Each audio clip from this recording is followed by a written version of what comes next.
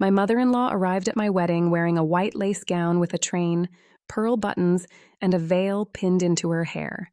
Not a cream dress, not pale silver, a wedding dress. She stepped out of the car smiling while guests stared, photographers lowered their cameras, and my fiancé whispered, "She promised me she wouldn't do this." I looked at the dress I had spent 11 months choosing. Then I looked at the woman who had spent 5 years turning every important moment in her son's life into a competition. I did not ask her to leave. I changed the entire theme of the wedding. By the time the ceremony began, her bridal gown no longer made her look like the bride. It made her look exactly like what she was, someone who had misunderstood the invitation. I was 32 when I married Daniel Grant. Daniel was 35, calm, funny, and loyal in ways that sometimes became dangerous because loyalty to him often meant avoiding conflict. His mother, Patricia, was 61. She had raised Daniel alone after his father left when Daniel was 8. She worked 2 jobs, attended every school event, and built her identity around the idea that she and her son had survived together. That bond was real. So was the control hidden inside it. Patricia did not see herself as possessive. She saw herself as essential. When Daniel moved apartments, she had a key before the landlord finished the paperwork. When he traveled, she wanted flight numbers. When he bought a car, she expected to help choose the color. When he dated, she asked questions that sounded friendly until you noticed she was building a file. How serious is your career? Do you have debt? Do you want children? How close are you to your parents? I met Daniel at a nonprofit arts fundraiser in Philadelphia. I worked as an event producer for museums, galleries, and community organizations. Daniel was a civil engineer volunteering on a restoration project for the venue. We spent 20 minutes arguing about whether a temporary stage could safely support a sculpture. He was right. I disliked that. Then he helped my crew move chairs until midnight. He asked me to dinner. Our relationship developed slowly. Daniel had been married once before for 2 years. The marriage ended partly because his ex-wife, Nicole, could not tolerate Patricia's involvement. That was how Daniel explained it at first. She and Mom never got along. Months later, I learned Patricia had entered their apartment without notice, criticized Nicole's cooking, called during their honeymoon, and once canceled a dinner reservation Daniel made because she believed the restaurant was not special enough. Nicole eventually told Daniel to choose boundaries. Daniel heard, "Choose your mother or wife." He froze. The marriage ended. He carried guilt about that. He also carried denial. When Patricia met me, she was charming. She complimented my work, brought flowers, and told Daniel I was much more grounded than Nicole. That comparison bothered me. I said, "I'm sure Nicole had her own strengths." Patricia smiled.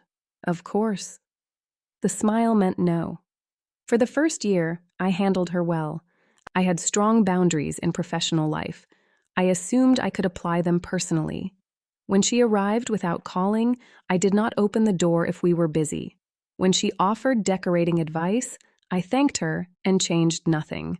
When she asked about my finances, I said, "That is private." She called me formal. I preferred formal to invaded. Daniel admired my directness. He also relied on it. Instead of setting boundaries himself, he let me become the boundary.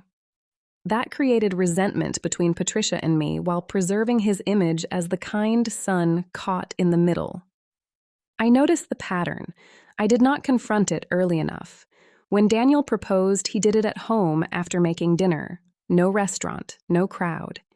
He gave me his grandmother's sapphire ring. Patricia had offered it, which surprised me.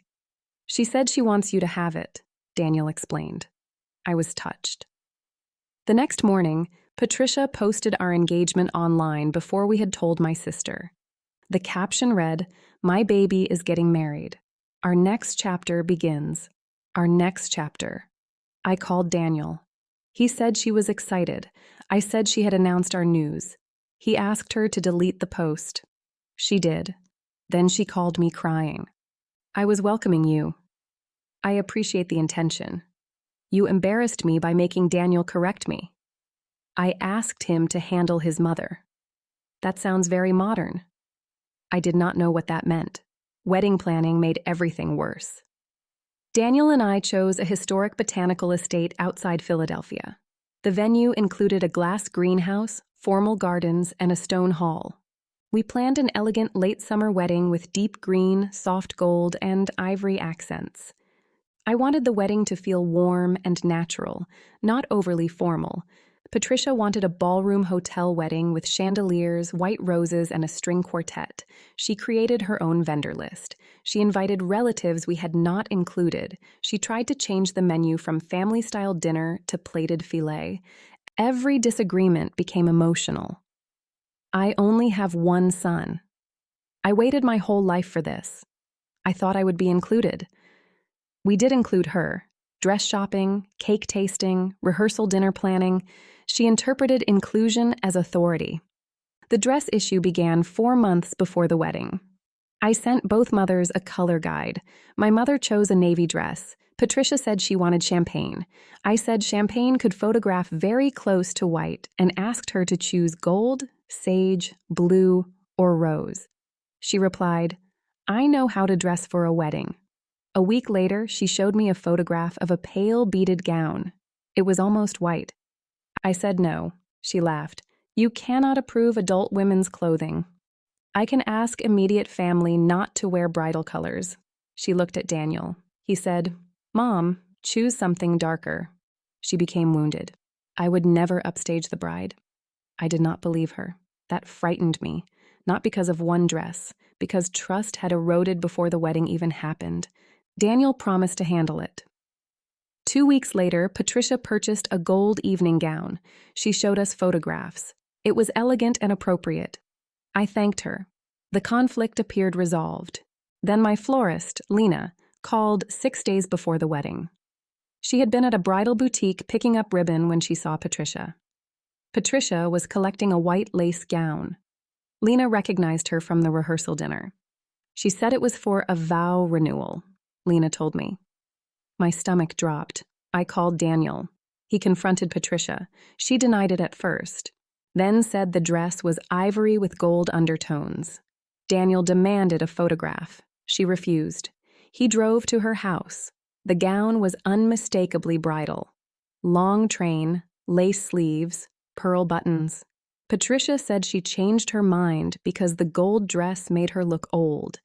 Daniel told her she could not wear it. She cried. She said he was ashamed of her body. She said I was controlling him. She said his father had abandoned her, and now Daniel was doing the same. He returned home exhausted. She promised she will wear the gold dress. I asked, "Do you believe her?" He hesitated. That was the answer. I suggested hiring security with a clear dress code instruction. Daniel refused. "She is my mother, not an intruder," I said. "She is planning to arrive dressed as a bride." "She won't." "Because she promised?" "Yes." I wanted to trust him. More accurately, I wanted to avoid becoming the woman who hired security against her future mother-in-law. That was my mistake. The wedding morning began beautifully. My sister, Eva, and my closest friends joined me in the bridal suite. The greenhouse glowed in afternoon light. Flowers covered the ceremony arch. The staff followed the timeline perfectly. At 1:30, Lena entered the suite. Her face told me before she spoke. She wore it. I walked to the window. Patricia stepped from a black car, white lace, full skirt, train, a small veil. She carried a pearl clutch and smiled at the photographer. Guests turned. My mother whispered, "Oh no." Eva said, "I will remove her." I almost said yes. Then I saw Daniel near the garden gate. He looked devastated. He approached Patricia. Their conversation became tense. She touched his face as though comforting him. Then she began crying. People watched. I understood exactly what would happen if we removed her. Patricia would become the wounded mother excluded from her only son's wedding. The ceremony would begin with scandal. Daniel would carry guilt. Every photograph would contain the absence she created. I was an event producer. I knew how to redirect attention. I turned toward Lena. How much colored lighting can we change in the hall? She blinked. What? The uplights. Can we switch them? Yes. To what? I looked at Patricia's white gown, then at the deep green bridesmaids' dresses, gold table settings, and flower carts waiting for cocktail hour. Emerald and gold. That is already part of the palette. Not enough. I called the venue manager. I asked for every available green fabric, ribbon, table runner, and decorative plant. I asked the bakery whether the cake's ivory exterior could be brushed with gold and green accents before display. I asked the DJ to remove the formal bridal entrance music planned for parents. Then I called my bridesmaids together. I am changing the theme. Ava stared at me. To what? A midsummer masquerade garden. The phrase came from nowhere. I explained quickly. We would add floral crowns, gold masks, dramatic greenery, and jewel-colored accessories. Guests would receive masks from emergency craft supplies and the venue gift shop. The bridal party would look intentionally theatrical. Most importantly, I would change too. I removed the traditional veil. Lena pinned fresh ivy, small white flowers, and gold leaves through my hair. My seamstress had brought a detachable overskirt for photographs. We dyed the edge with fabric-safe green pigment used for floral installations. I added a deep emerald velvet ribbon at my waist and gold embroidered gloves from the venue's costume archive. The result did not look traditional. It looked deliberate, regal. Nothing like Patricia's conventional white wedding gown. My mother said, "You should not have to change. I'm not surrendering, I'm directing." That distinction mattered. Meanwhile, Eva and the venue staff transformed the guest experience. A sign appeared near the entrance. "Welcome to our enchanted garden celebration. Choose a mask. Join the story." Guests loved it. They assumed the theme had always included a surprise. Children wore leaf crowns. Men added green pocket squares. Women chose gold masks. Patricia stood near the entrance in white lace, suddenly looking less like a second bride and more like someone who had missed the costume instructions. That was the point. Not humiliation. Context. At 3:15, Daniel came to the bridal suite. He was not supposed to see me before the ceremony. I let him in. His eyes filled when he saw the altered dress. "I am so sorry." "Did she promise?" "Yes." "Did you believe her?" "I needed to." I took his hands. "This is not only about what she wore." "I know." "No. You let me carry the solution because you could not hold the boundary." He closed his eyes. "I know. After today, this changes." "Yes." I believed his pain. I did not yet trust the promise. The ceremony began. When Patricia entered, there was no special parental procession. She walked with other close family members while guests wore masks and floral accessories. Her white gown drew attention, but not admiration. Whispers followed. She realized the room had changed. She approached Daniel before taking her seat. "You made me look ridiculous," she said. He answered, "You wore a wedding dress to someone else's wedding." She looked at me. This was her idea. "Yes," he said, "because you broke your promise." That was the first time he defended the boundary without softening it. The ceremony continued. I walked through the greenhouse beneath hanging greenery and gold lanterns. Daniel cried. I did too. Our vows included words we had written weeks earlier. We promised to protect the space where honesty can live. When I spoke that line, I looked directly at him. He understood. The reception began with joy. For an hour, I believed we had survived the worst. Then Patricia gave a speech. She was not scheduled to speak. She took the microphone after Daniel's best man. At first, she sounded emotional but appropriate. She spoke about raising Daniel alone. She described him as her greatest achievement. Then she said, "A mother is a son's first love, and no marriage should make him forget the woman who came before." The room became quiet. She turned toward me. "I hope Vanessa understands she is joining a bond that cannot be replaced. My name is Vanessa." The wording was deliberate. not joining a family, joining their bond. I stood. Daniel reached for the microphone. Patricia held it away. Then came the midpoint revelation. She announced she had paid the remaining balance on our venue as a surprise gift and therefore believed she deserved one moment. I knew she had contributed to the rehearsal dinner, not the venue. Our venue invoice was paid from our joint account. I looked at the venue manager. He shook his head subtly. Patricia was lying, or someone had given her false information. Daniel took the microphone. "Mom, you did not pay for the wedding." She stared at him. "Yes, I did." "No, I gave your father the money."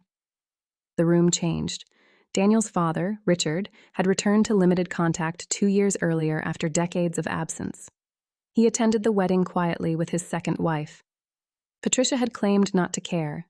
Now she said she had transferred him $30,000 to pay the venue because she did not want the gift traced to her. Richard stood. "I never received money from you."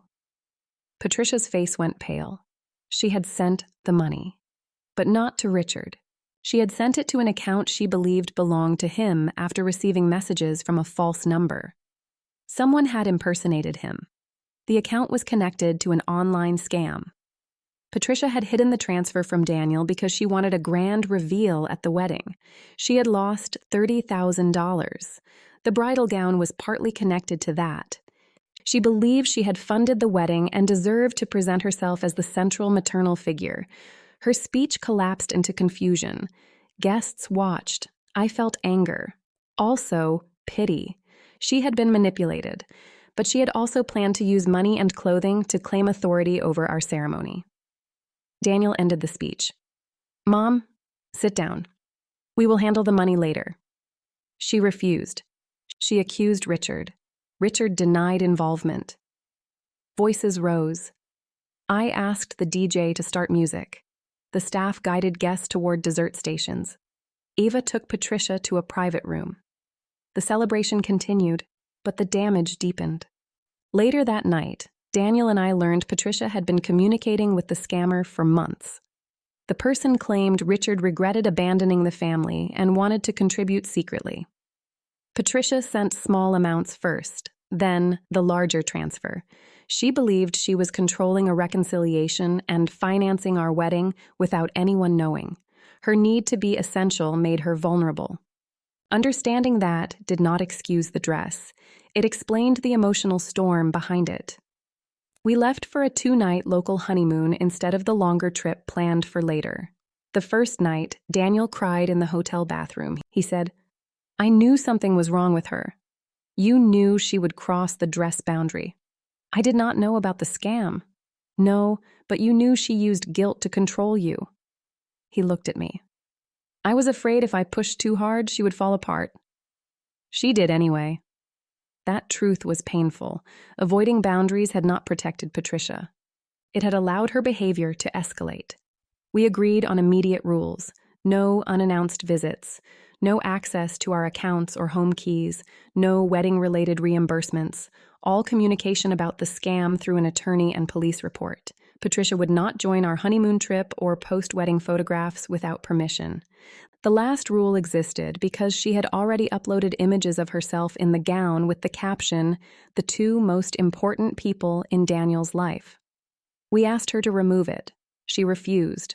Daniel reported the post. Then he called her. The conversation lasted 40 minutes.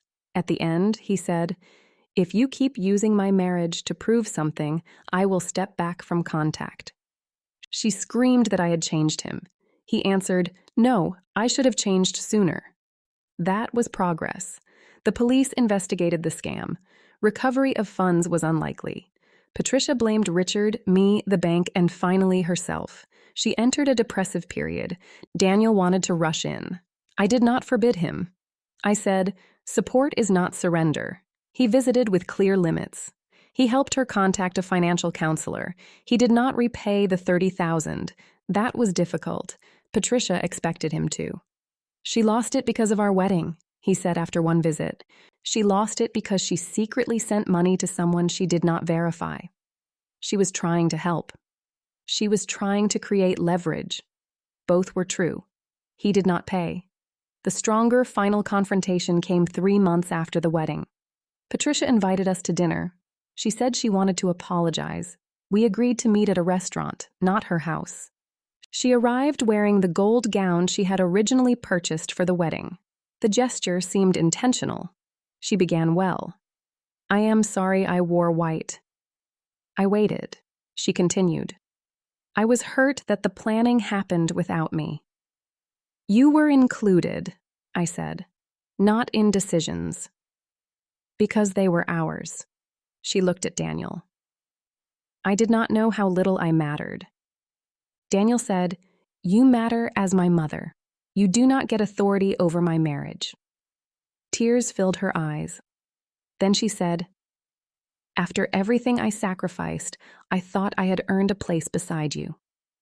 He answered, "You have a place. You keep trying to take every place." That sentence silenced her. She looked at me. "You enjoyed making me look foolish." I considered lying. Then I said, "Part of me enjoyed taking control back." Daniel glanced at me. I continued, "But I did not create the situation. You arrived in a wedding dress." She said the theme change humiliated her publicly. I replied, "Removing you would have humiliated you more. Letting you appear as a second bride would have humiliated me. I changed the context." She asked whether I planned it as revenge. No, I planned it as survival. That was true. Then Daniel placed an envelope on the table. Inside were family therapy referrals, not an ultimatum, an invitation. He said, "I want a relationship with you, but not the old one." Patricia stared at the papers. "You think I'm crazy?" "No, I think we are unhealthy together." That distinction mattered. She did not agree immediately. She left the restaurant angry. 2 weeks later, she scheduled therapy. Progress was slow. Patricia told the therapist I had stolen her son. Daniel explained that he had used her dependence to avoid adulthood too. That surprised her. He admitted calling her for every problem, allowing her to manage practical tasks, and then blaming her for being involved. He had benefited from the same dynamic he resented. I also faced my part. I had treated Patricia as an opponent early, sometimes correctly, sometimes because I expected conflict and found satisfaction in outmaneuvering her. The wedding theme change was necessary, but my desire to make her look out of place contained anger I had not admitted. I did not apologize for protecting the wedding. I did acknowledge the pleasure I took in her discomfort. That honesty helped therapy. Patricia eventually said the wedding dress was not about wanting to marry her son. People made that joke for years. The truth was sadder. She wanted visual proof that she remained central. White made her impossible to ignore. After a lifetime of abandonment by her husband, invisibility terrified her. She had turned Daniel into evidence that someone chose her. His marriage threatened that evidence. Again, explanation did not erase responsibility, but it made change possible. Our wedding photographs became complicated. In some, Patricia stands in white lace among guests wearing green and gold masks. She looks confused. In others, she looks beautiful and deeply unhappy. We did not remove her from the album. We also did not place her photographs prominently. One image became our favorite. Daniel and I are laughing beneath the greenhouse roof. My altered skirt carries green along the edge. His boutonniere is crooked. Behind us, guests wear masks and flower crowns. The wedding looks intentional. It was, just not in the way anyone expected. The theme change became popular among friends. People called it brilliant. I disliked when they reduced the story to a clever revenge. The day was stressful. I cried in the bathroom. My husband and I confronted a serious weakness in our relationship hours before vows. There was nothing effortless about it. Still, creativity gave me agency. That matters. When someone tries to control a public moment, you do not always have to fight on their terms. You can change the frame. Daniel and I postponed our longer honeymoon for 6 months because of work and family stress. When we finally traveled, we chose a quiet coastal town. Patricia did not ask for the itinerary. That small absence of intrusion felt enormous. She sent one message: "Have a wonderful trip. Call when you are home. No guilt. No emergency." We called when we returned. Over the next 3 years, our relationship with her improved. Not perfectly. She still offers advice without being asked. Daniel still feels guilty when saying no. I still become defensive faster than necessary. But boundaries now come from him first. That changed everything. When we bought a house, Patricia received no key. She accepted it after one argument. When our daughter Lily was born, Patricia wanted to stay for 3 weeks.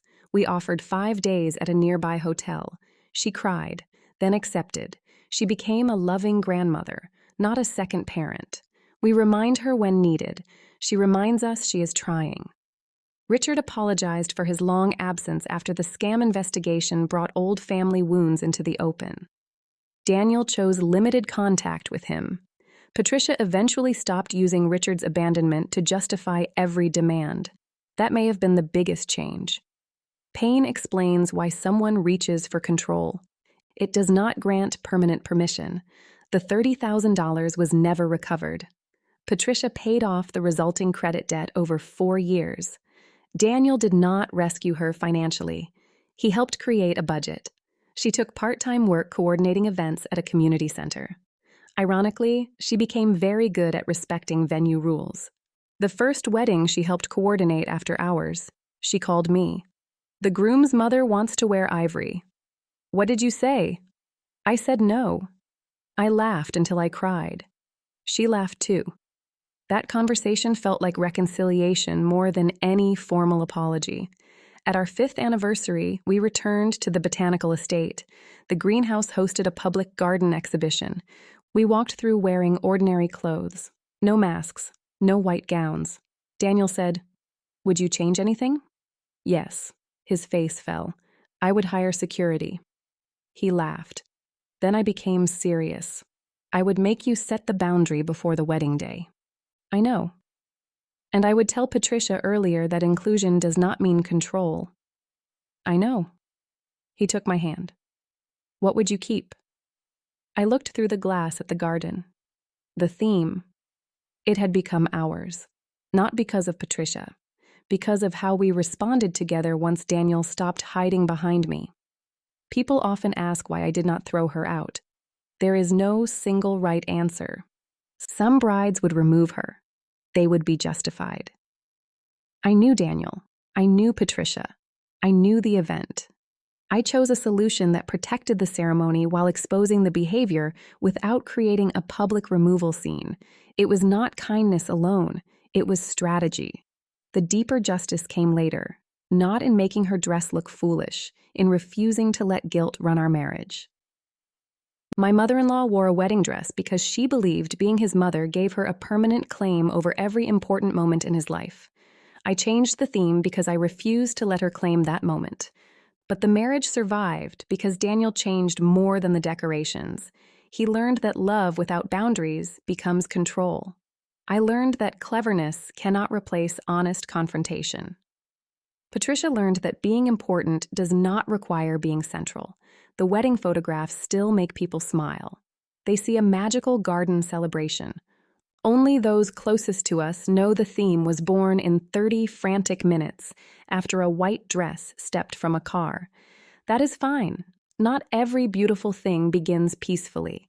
Sometimes beauty comes from refusing to let someone else's disruption decide the ending.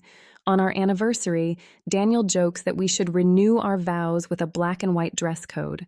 I tell him absolutely not. Patricia says she would wear green. And now, when she says it, I believe her. The theme change also affected my work in ways I never expected. Photographs from the wedding circulated among vendors, not the images of Patricia alone, but the greenhouse transformed into an emerald and gold garden filled with masks and floral crowns. A museum client asked whether I could design an immersive fundraising dinner using a similar idea. Then a theater company hired me to create a midsummer event. For a while, people referred to it as the wedding rescue theme. I hated that name. Eventually, I began teaching a workshop for event professionals about crisis design. The lesson was not how to embarrass a difficult relative. It was how to identify what cannot be controlled and redirect attention toward what can. Weather changes, vendors fail, guests behave badly, a dress appears that should not. An event planner's first responsibility is not perfection. It is preserving meaning under pressure. That lesson applied to marriage, too. Daniel and I had our first major argument 6 months after the wedding when Patricia called during dinner and asked him to repair a leaking sink immediately. He stood to leave. I said, "Is it flooding?" he asked her. It was dripping. I said it could wait until morning or she could call a plumber. Patricia began crying through the phone. Daniel looked trapped. The old pattern returned so quickly it frightened me. He said, "It will take 20 minutes. I replied, "The sink is not the emergency." He became angry. "You want me to ignore my mother?" "No. I want you to stop treating her distress as proof something is urgent." He left anyway. I packed a bag. Not to end the marriage, to show him I would not live inside the old system. When he returned, he found me sitting beside the suitcase. His face went pale. "I am not leaving tonight," I said. "But if your mother can interrupt every agreement by becoming upset, then our vows have no structure." He sat across from me. For an hour, we spoke without protecting each other from discomfort. He admitted the wedding boundary had felt easier because Patricia's behavior was visible to everyone. Private boundaries were harder. No guests, no photographer, no audience confirming she was wrong. He had to trust his own judgment. That was the real work. We created a practical rule. Before responding to Patricia's urgent requests, Daniel would ask 3 questions. Is anyone unsafe? Will delay cause serious damage? Is there another reasonable solution? If the answer was no, no, and yes, he did not abandon our plans. The rule sounded almost childish. It changed our life. Patricia eventually learned it too. She began saying, "No one is unsafe, but I am upset." That sentence showed enormous growth. It separated emotion from emergency. I learned something similar. When I felt threatened by her involvement, I began saying, "I feel defensive, but I do not yet know whether a boundary was crossed."